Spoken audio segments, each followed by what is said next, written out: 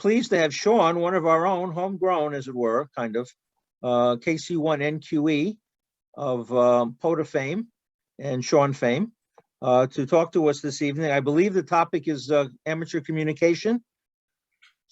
Is that close to the actual title? It's kind of the evolution of communication, and amateur radio is part of it. Okay, the evolution of communication. Excellent. All right. Does anyone have any questions before we get started? Sean, do you want questions in the middle, or save them for the end, or what? You can toss them in the chat, put them at the end, or either you or Rob can moderate for me. That would help the crew. Right. Rob Rob is the moderator, so I'll just turn it over to him and you. So everybody put it in the chat if you can. Makes it easier to queue you up. And if not, we'll save it for the end. Up to you, Sean. Oh, it takes away my screen. That's not fair. Everybody able to see the screen with the Meriden logo? Roger that. All right. That's actually a good thing, because that started the presentation of, hi, can everybody hear me? Can everybody see me? This is part of communication. And why do we do it? Why do we like to communicate? Why are we human beings in a social order that actually wants to interact with others? With that, I personally like to keep creating one new quality experience. Meeting new people is fun, interesting, and one of the reasons why I became a ham is to kind of understand a different culture. And we have our own culture as radio operators, and the way that we communicate. We have our own language, our own lexicon, things that we share as experiences with each other. So it's social connections. We want to meet the emotional needs, gain attention, greet people, tell the jokes, kind of tell the stories of our lives. We want to be known, be heard, be seen. With that, we're also sharing the information. We have the nets.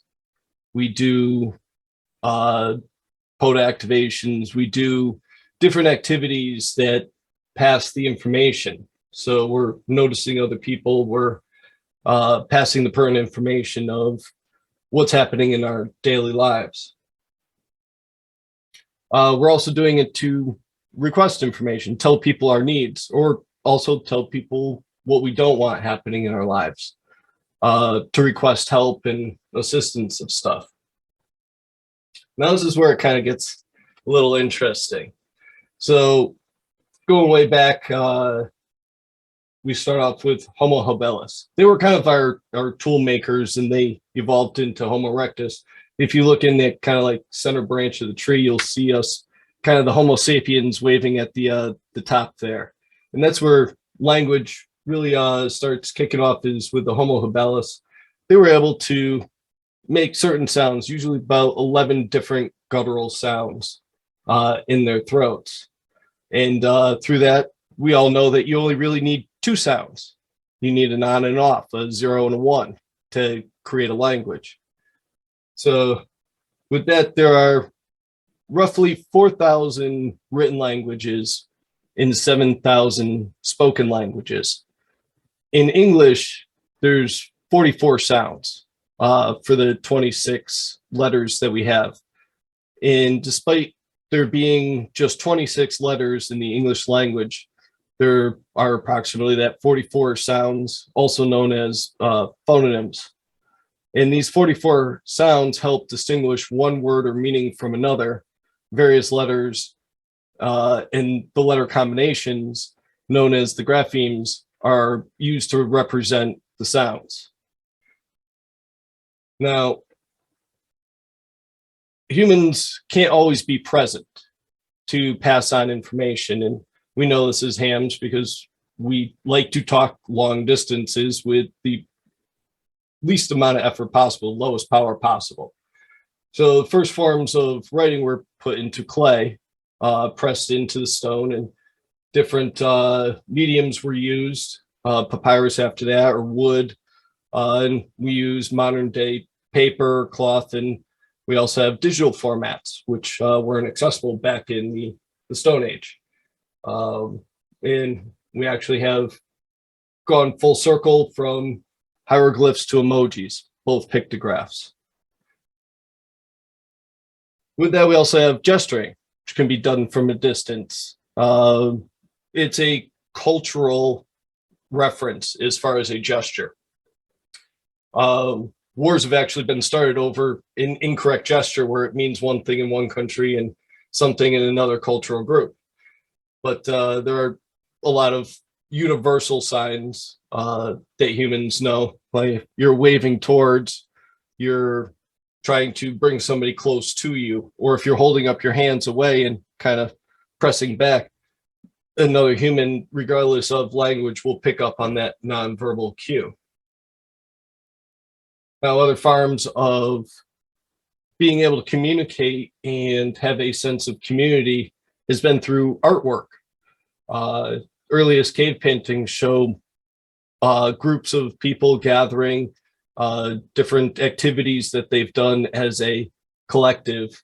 And it's not indicative to one part of the world, it spans the entire world, the idea of wanting to be together to be able to communicate and pass on information and knowledge. And we also do this through visual and auditory, through music, through song, through dance, and things that were done in old times are still done in modern days. A signal fire that would have been lit is pretty much the same technology that we use today to signal troops that are in a war zone. You can pop smoke there, or you can, with music, we have the air raid siren versus a warning whistle. So it's a upgrade in technology, but it's still the same basic concepts that our ancient ancestors came up with. Animals were also used for long distance communications. In the 776 BC, the Greeks, the Romans, and the Persians all started using pigeons as forms of long distance communication because their empires were getting so large that a single human could not travel that distance within a certain amount of time. So using animals that had the ability to travel farther in a shorter amount of time became ideal. And it's still used today, unfortunately, for more nefarious reasons. Drug dealers or information passers that want to circumvent some sort of higher tech net will use a low tech way of getting around that. Also, we had the Pony Express, which is very famous here in our country. Flags was a great way to symbolize to somebody else that could not hear you from a it was a great way to signal to somebody else that you could not have direct verbal communication with. In 1866, the semaphore flag system was developed and improved upon by Charles Palsy. And he basically came up with the concept very similar to Morse code system of positioning of flags to signal to somebody else. And our nations around the world also use flags to represent who you are and what type of country you come from or what social you come from. Now we start getting into the more kind of modern, interesting things that we as hams do. And in 1843, the American government financed the construction of the first telegraph communication line. And it was set up between Washington and Baltimore. The first message in history was sent on May 24th, 1844 at 8:45 a.m. Morse in Washington telegraphed to Vale in Baltimore, what hath God wrought? And then the U.S. discontinued using the telegraph system in 2006.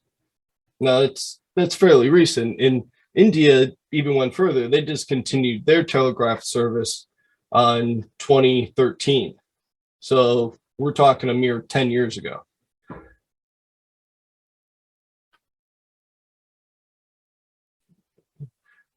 I'm sure most of you guys recognize this guy, and it's kind of coming more into our lifetime. We're growing up knowing some of this technology and seeing the birth of it and witnessing the world coming closer together. This is kind of the first time in our world's history that we know of where you can have instant communication with somebody on the other side of the world, and they can have instant communication right back to you.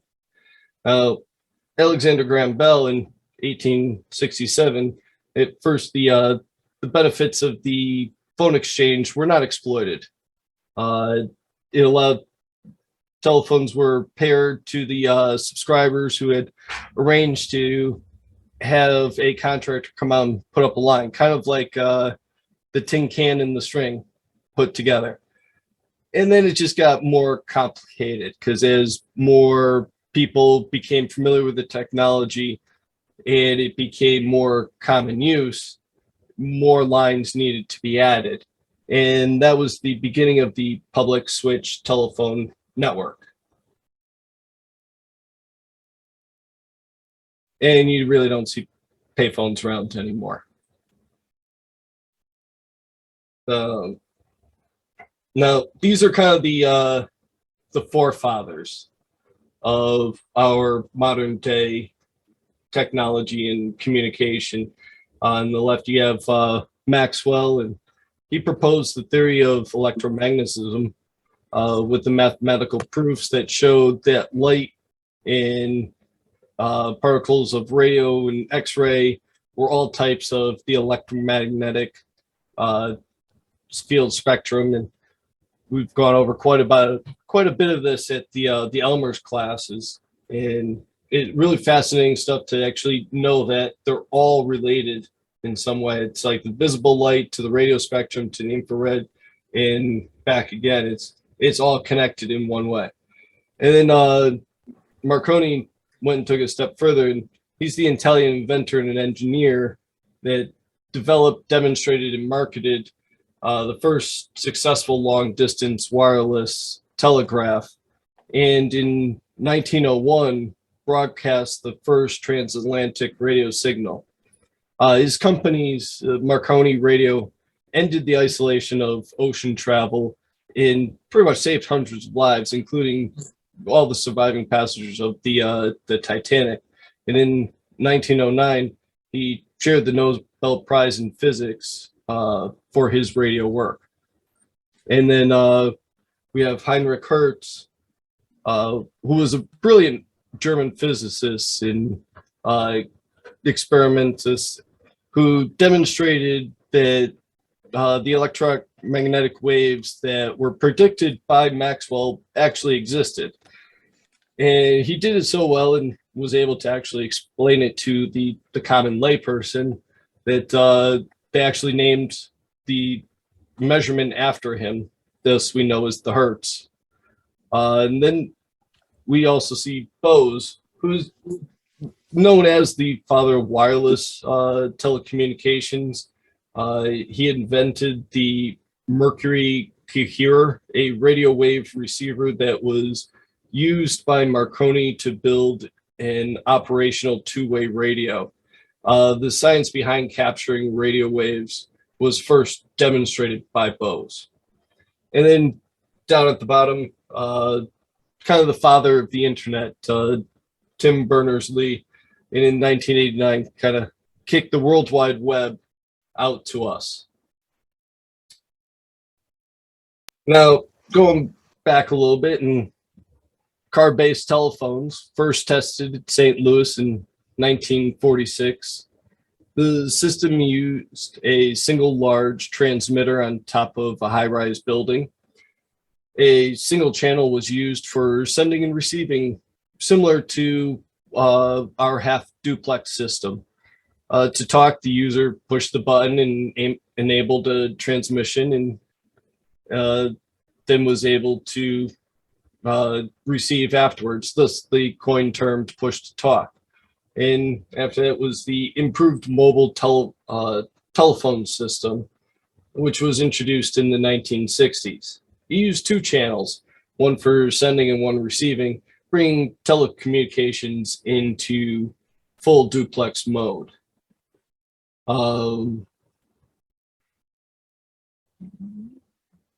In the 1970s, private companies started developing their own systems to evolve the existing system further. Those private systems include the analog mobile phone system, the total access communication system, the Nordic mobile telephone, and the Japanese total access communication system. In 1982, Bell Labs developed the advanced mobile phone system, the AMPS, becoming the world's first generation 1G mobile network. The idea here was to divide the graphical areas into cells, and each cell was served by a base station so that frequencies reuse can be implemented. As a result, AMPS could support 5 to 10 times more users than the IMTS. Major concerns for the first generation was the weak security on the air interface and full analog mode that couldn't support any roaming or digital contacts. And then we started progressing into the digital, getting the 3G, the 4G, the 5G. Now we have the 6G. And this is all so that way we can communicate with one another, be able to share the information, be able to talk and be human with one another. And with that, I ask, where are you going to bring it next? As amateur radios, part of us is we invent, we create, we experiment, and we also like to be in we also like to learn about other people's and how they operated and how they got things done. So, and that kind of brings me to the end of the presentation, and open to any questions and discussion. That was really great, Sean. Thank you. I have just a general comment to make. Yeah. That in the last week or so, I don't know what started me doing this, but I started getting really into watching ancient Egypt documentaries. And the thing that keeps jumping out at me is the hieroglyphs. You know, I keep looking at those and thinking about them, going, man, that form of communication. And before the slide that you showed them, that was my first thought. I was like, I hope you're going to show some hieroglyphs, because it's just something fascinating about that ancient language and the fact that we're reusing it now, as you mentioned, in pictographs. In hieroglyphs are very unique and interesting because we don't actually have the sounds that go with all of the pictorials. And it wasn't until we discovered the Rosetta Stone that had Greek, that had the hieroglyphs, and we were able to actually translate some of the meanings. It wasn't until, was it cuneiform, and being able to pronounce any of those things, it's a lost tongue. And on the flip side of that, we've also created new words, things such as computers, lasers, scuba. You hear a news report from another country, and those words are going to pop out at you because they're the same in every language, because it is a new language. We've created a world language around technology because it's something that was discovered by the whole world and shared with the whole world. John, what's your background? Which background? Your background as far as your what do you do personally, like your job or something like that? Oh, I work for Department of Corrections, and with that, I have to communicate quite a bit. And prior to that, in the military, also quite a bit of communication. Schooling, I went to Sacred Heart University, where I originally started off studying computer science, but moved more into the humanities, studying history, theology, and psychology. The main focus of my study was the old gods, the old kind of why people wanted to, or why people had these entities, these deities, these beings of power, and going from the Norse gods to the Egyptians to even some of the fables and stories of that. That's kind of my background, but I haven't been able to use it because past 14 years or so, I work in a prison, so we dabble in a whole bunch of different types of communication there. Yeah, because you sound like you got a lot of background in education. I'm just a student of life. Yeah. I'd like to be a jack of all trades and kind of master of some, where just experience traveling around the world, been different countries, gotten to interact with lots of different types of people, different cultures, different groups, different ideologies, and just getting a grand perspective of the world as a whole, and really trying to figure out what makes a human tick. Because how do you understand yourself, and how do you identify in the world around you? And that's kind of being able to learn those skills and what makes us tick as a human species. It's always fascinated me. So it's just kind of a topic that I enjoy. Great presentation. Thanks. Just a comment. Hey, Sean, Yeah, Jim. you mentioned earlier in the presentation about different type of hand signals. When I went to Greece, when I was stationed in Greece, one of the first things they told us is don't wave to people like this, because that's called throwing five, which is akin to when we, I guess you might say, throw one at somebody. Yeah. So it's kind of a rude gesture. Yeah, and other hand gestures we have when you salute in the military, or used to be the knights raising their visor to show that they were friendly. Also, the conquistadors, when they came over and were dealing with the Aztecs, they put out their hand to greet the natives, and natives took that as a sign of war.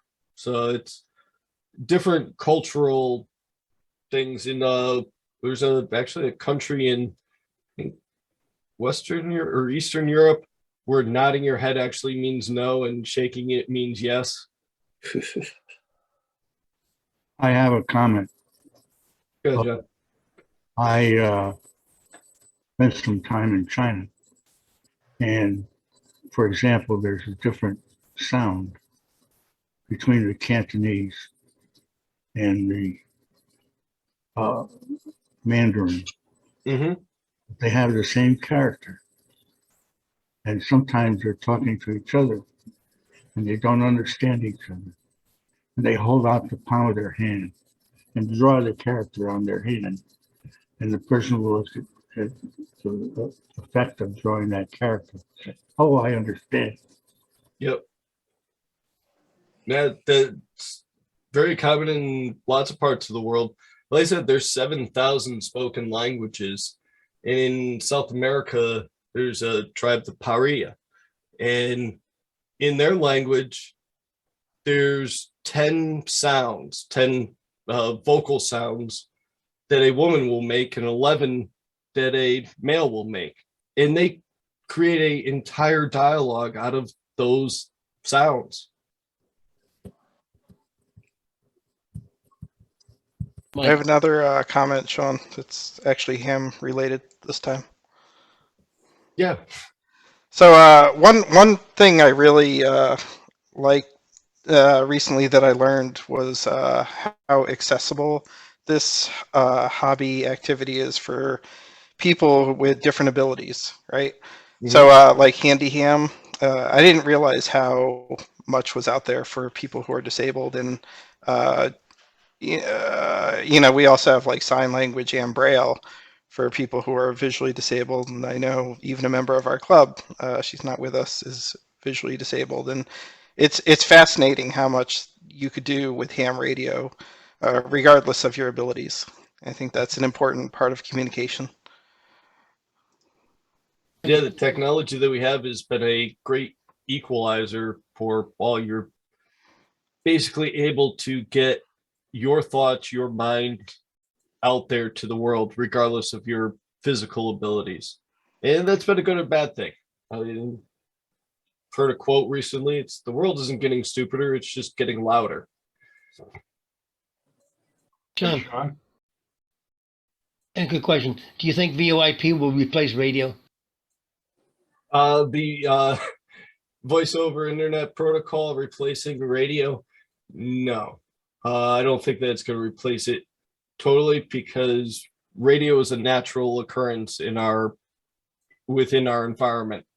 So it's always going to be utilized. It's always going to be there. It's nature. It's like telling the sun not to rise in the east and set in the west. It's just part of the natural physics of our world is the radio spectrum. So will it be underutilized? Possibly, because generations will grow up utilizing a more efficient form of communication, which would be the VIOP, versus trying to set up a rig in the back of their vehicle or at their house. I mean, that takes a little bit of intelligence and effort and things of that nature. And many people, it's like you'll know how to use a computer, use a car, stuff like that, but you don't know how to invent it. You don't know how to invent the microwave, but every household has one. So the user operation, yes, you're going to have those that are going to using the VIOP, but I don't think it's going to 100% replace the ability to use radio as a form of communication, because it's just a natural occurring thing. Couldn't you kind of look at it as the radio is the transport mechanism for the data, and VoIP is the data format? Well, the VIOP is the voice over internet protocol. So yeah, it's a way of transferring the data. I'm sure at some point it does go by radio wave, especially over a long distance. Yeah, it could well go over microwave. One of the newer movies, it's not that new actually, it probably it's older than I thought. The Martian.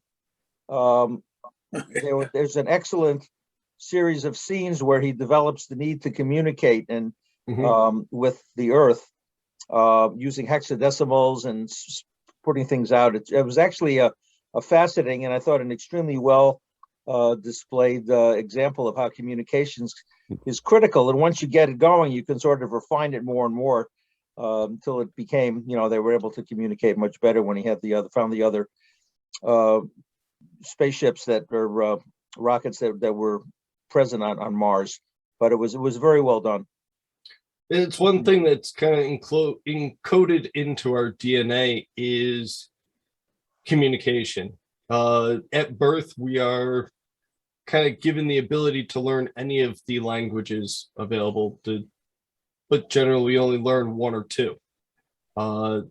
In starting off younger, you're more capable of learning multiple languages, and as you get older, your brain becomes less elastic to the concept of learning multiple languages, because it's kind of how you form your whole environment by giving it names and stuff. And it's funny that you said communication is baked into the DNA, because that's what DNA is. It's communicating how to make a human, and everything else, all the RNA and everything else that comes out of it, it's from that. So it's really the like in the another science fiction movie, Contact, where they figured out the communications with the people from Vega supposedly. But the communication book is right there. You just have to be able to translate it. I read somewhere that they're teaching infants sign language because they don't have the verbal communication skills and they don't have teeth and they can't communicate through sound, but they can still communicate at a very young age, and they're teaching them to use signs to communicate, which I find kind of fascinating. Yep, baby Good sign at drawing language. on the wall. No, I've Sean, I you know were s- talking, you were Go ahead. talking about early telegraphy. I thought you might want to see this. This is a replica, of the first Morse code key. Oh, And it has Alfred Vail's name on it. It was actually made by Kent Engineers in England. This is number 39, but it had all the elements of a modern key. It had a knob, it had a spring, it had a fulcrum. He was Morse's machinist. And a lot of people credit him to inventing a lot of the physical objects that Morse used. And I've read a few contradictory things. He may have a Connecticut connection. He may have gone to Yale, but he was, that's what the first, where you showed that picture of Morse transmitting from Baltimore to DC. They only used one wire, by the way. They jammed the rest of it through ground. They didn't really understand it. It would be a lot more efficient if you used two wires. A lot more expensive though. Morse College was named after Samuel Morse. So you were correct. There is a strong Yale connection. The whole college is named after him. In fact, W1YU, when trying to get on the air, tried to secure a room at Morse College. We thought it would be quite fitting, but they, of course, didn't give it to us. So How's FT8 college doing? What? How is FT8 college coming? I don't know. Now, There is speaking a speaking Vail of- house in New Jersey that shows a lot of the accomplishments of Alfred Vail. Speaking of FD8, Sean, I've got a query. You still listening? yeah, good. So, as far as an up for amateur radio right now, we seem to be peaking at FT4 mode. Not everybody agrees with it, but I think it's where current technology is at. Where do you think we are beyond FT4 or FT8 mode? As far as communications for amateur radio? Or do you have an opinion? Well, I guess my opinion would be very ambiguous and not answer the question directly, because there is really no limit to the imagination of a human. It's just another one of our skills is we create tools. We find a problem or we find something that needs a solution, and we create, we invent.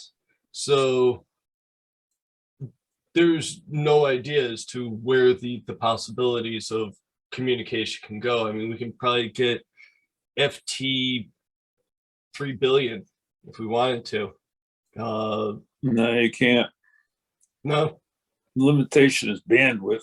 The higher you go in speed, the more frequencies in kilohertz you use up. Yeah, but through some sort of division of that bandwidth. Well, yeah, but you have to slow it down to do that, unless you go into phase modulations, things like that, which would eliminate hams because they're too expensive to reproduce. Right, but in time to come, when those technologies become more accessible, or other future technologies that, I mean, quantum computers and stuff might be able to address and bridge some of those issues as well. That's why I said it's kind of a ambiguous answer that I was going to give towards where do I think it's going to go. I have no idea where it's going to go, because who knows what technology we might come up with. We might have a future club member join Mark that comes up with a brand new mode of communication. I think telepathy is the next frontier. My understanding is that information theory says there is a limit to how much information can be sent through a certain channel, certain bandwidth with a certain amount of noise. And the modes like FT8 are nearing the theoretical limits. So JT65 can work with a weaker signal than FT8, but it takes more time to send the same information. And FT4 isn't quite as good as FT8, but it again takes less time. So you got three modes that are very, very similar, FT4, FT8, and JT65. The more time you spend sending the same data, the weaker signal you can receive at the other end. But all three modes, given their own parameters, are very near the theoretical limit. I don't Right, think there's much more we're going to go. Yeah, the theoretical limit put forth by, was it Farnsworth, Planck, and There was someone named Meriden. Shannon. Shannon came up with information theory. Yeah, and then Feynman's theory of finitism of data communications. There is going to be a limit, but then we always kind of, once we hit that one limit, we then start gearing up towards another, once what is it, not Ohm's law, Murphy's law. yeah, Moore's law. the reproducing of microchips, where Yeah, we get Moore's law. Moore's law. Yeah. Yeah, Moore's once law. we get towards the ends of Moore's law, it actually starts creating another curve. Weren't JT65 and FT4 and 8 were all created by Joe Taylor, were they not? Yep. JT? Actually, the kids that work for him. Yeah, That's Princeton, Ed. but his Nobel Prize was in discovering pulsars, Yeah. to a large degree. There's a possibility we may be able to get him to come up to talk. We're working on that, but That'd be good. these are good questions to ask him if we can do that. One He's thing, from the area.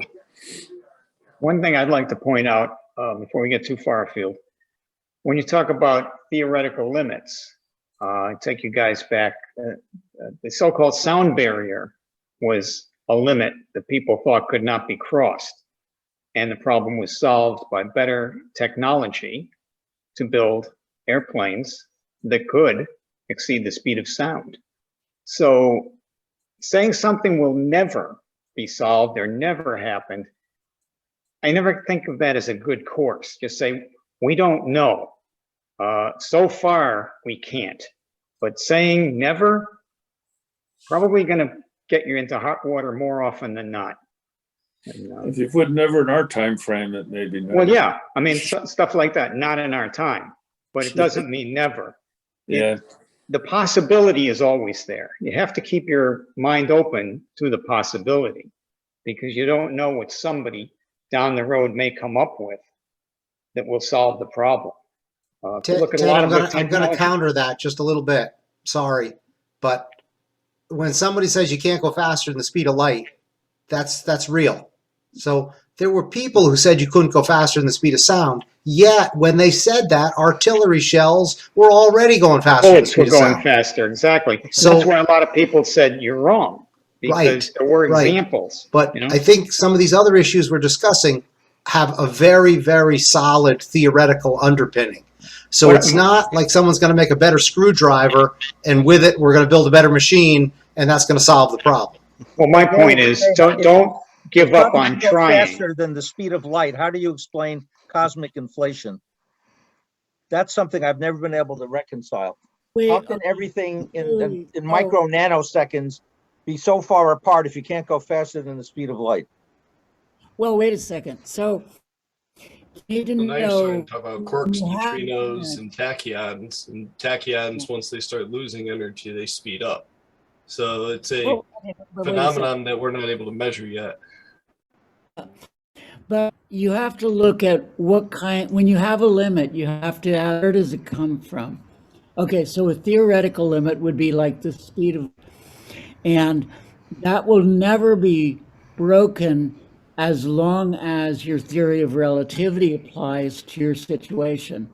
Now, can you create environments in which the theory of relativity does not apply? Well, we wouldn't know that, but if you could, then you get around it. Other than that, Shannon's limit is a theoretical limit, assuming something about the structure of information. you get around that, find a way to avoid his structure of information. The speed of sound, the airplanes, was practical. The airplanes would fall apart because they couldn't be made strong enough. But that was a practical limit. The point artillery shells already went faster. Moore's law, there the limit is practical. The chips get too hot when the transistors are too close together. That's a practical limit. But it might be a practical limit we don't overcome. Yeah. But that'd get answered practically. What's another theoretical limit? Energy is a theoretical limit. E equals mc squared. We think of it as this means there's massive potential for energy, which is true. But the flip side of that is it's actually a limit. If you have a certain amount of mass, there's a theoretical limit of what energy you're going to get out of it, and you won't beat it. As long as the theory of relativity applies. So some limits are simply practical. Your airframe falls apart if you go up to supersonic speeds, but if you can build a better airframe, then you overcome it. So if you know what kind of limit is, then you know your prospects for finding some way around it. And you don't always have a way around it. What the heat death of the universe? Yeah, that's the one. Entropy. You're never going to beat entropy. Hey, Sean, I have a quick comment to kind of take the original question to you in a bit of a different ham radio direction. Yeah.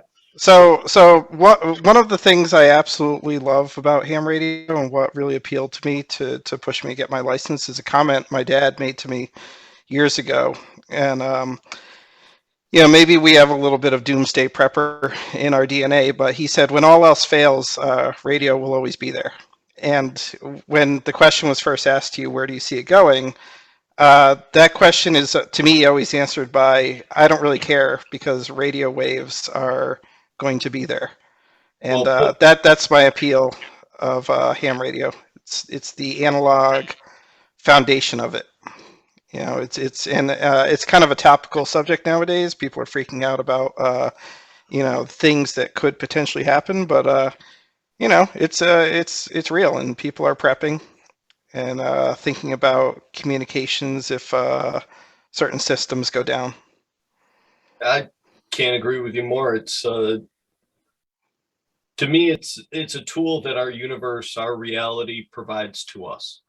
It's something that is part of our environment that they're given to the entire world to be able to utilize if you have the kind of intelligence and equipment to be able to access it, or be able to create that equipment to access it. Me personally, I know I'm not getting my letter to Hogwarts or getting off to over the rainbow or anything else. This is the HT is the computer is kind of my magic.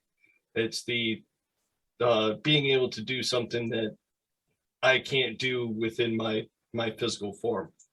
So that's why I like the ham radio, and being a radio operator. Also, and like I said, encoded into the DNA is the drive to communicate, to connect with other people and learn. It's about our experiences, and that's what makes up our kind of anthology of life, is the chain of experiences that we have, and being able to communicate those experiences is part of just being a human and enjoying the humanness. One of the things about communication or the transmission of knowledge, I can't imagine how much further our technology would be if the Caesar or whomever hadn't burned down the library at Alexandria, where so much knowledge that we had to rediscover I assume, you guys may know more than I, that was lost when that was burned down. Some of you may be aware of the Antikythera Mechanism. You've at least heard of it. Yeah. And, there was a computer-based device that was discovered that was several thousand BC old, was discovered, I believe, in 1910 by divers of a ship off the island of Antikythera in storm. The divers were going looking for oysters, and they thought they found this huge oyster. And they put it on the deck, and when the sun baked it, it split apart, and they saw metal. And it turned out to be a device that was designed to predict the phases of the moon, eclipses, the dates, calendars of Olympics in years to come. And but the amazing part of it, in addition to all the gears and so forth, was that the gear teeth were designed with such precision that nobody would have believed they could have possibly built that thousands of years ago. And there it was. And it also used sawtooth instead of square tooth. I'm sorry? It used sawtooth instead of square tooth in the geometry for the mathematics of figuring out the gear ratio for a sawtooth. Is the precision goes down to pi of the 20th digit. So for them to be able to figure out what pi was and then be able to divide it up from there, from the 10th digit, was an extreme feat. In other ancient technologies, like the Baghdad battery, there's depictions in hieroglyphs of the potential use of what we would call a flashlight, a flameless torch. So yeah, most likely aliens did give it to them. But we also we had some pretty brilliant ancestors. The Homo erectus they had mentioned earlier, they were kind of our tool makers, our fathers of fire, really. And that's what separates us as far as being able to work with our environment compared to other species. We're the only species that can control fire. And from that, we've gained the knowledge of electricity, being able to split the atom, and who else knows where we're going to be able to go. At one point, we thought there was only 4 elements, and then we find this whole periodic chart, and now we're even going smaller than that. We were talking about the cosmic rays and the background, and it's like now we're getting into tachyons and neutrinos and stuff of that nature. We don't know how big things go or how small things go, because we can only see from our perspective. And it's just learning as much as we can about our environment and also doing it peacefully. It's like, how do you communicate with somebody else? It's do it peacefully, do it with hostility, and try and find openness and common ground, and be an all-around good human and be a good citizen of the world. Not everybody's wired that way. Oh, I understand. It's how I make my money. The problem. Dealing with those people that don't understand that. No. All right. Well, it's 8:28. This has been one of the most stimulating sessions I've been able to attend. This was really quite remarkable. Are there other comments? I don't want to cut things off prematurely. Thank you, Sean. You're Yeah, welcome. Sean, thank you Thanks, very Sean. much. Yeah, Thank very you, good, Sean. Sean. Very informative, Sean. Thank you. Thanks a lot, Thanks, Sean. Thank you. Nothing more from the chat, Ed?